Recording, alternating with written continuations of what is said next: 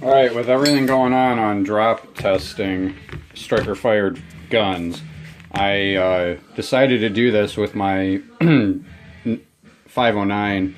So let me set this up here so I can show you what I'm trying to do.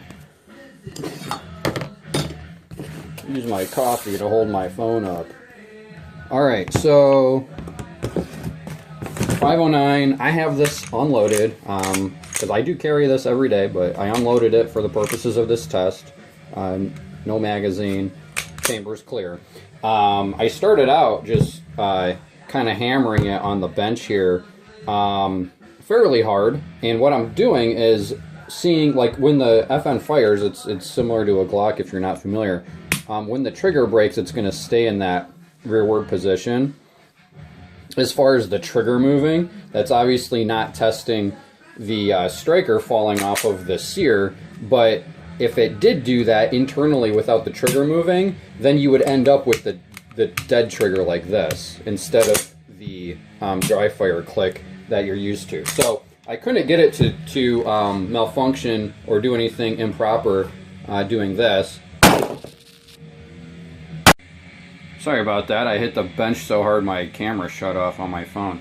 But anyway, I was unable to get the trigger to break. This is still properly functioning how you would expect, which indicates that the striker did not move forward, even with that, you know, I don't know, I don't want to say extreme, but I'm hitting it on this bench top pretty hard. But then I went one step further.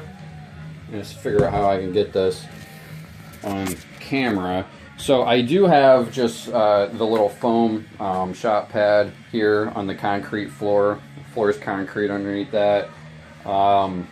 So again, I have that trigger in that forward position, ready to fire. The gun's unloaded, and if I hold this, I'm about 5'9", 5'10", and I'm gonna hold this face level with me. All right. I'm just going to drop it at this orientation. I don't want to do this, but, you know, we got to prove a point here. All right, here we go. 3, 2. All right. Didn't quite catch that because I was watching the gun and not the camera, but it hit. It did a nice backflip over itself. And if you look at where the trigger is still in that forward position, okay, indicating that the trigger did not move back. Now let's check and make sure that the sear is still engaged on the striker. Yes, it is. So if you're worried about a gun being drop safe, falling on the back plate or the back of the frame in the slide like that, and you know, you hear some defenders saying, well, any gun will do that if you drop it like that. Not the case. So there you go.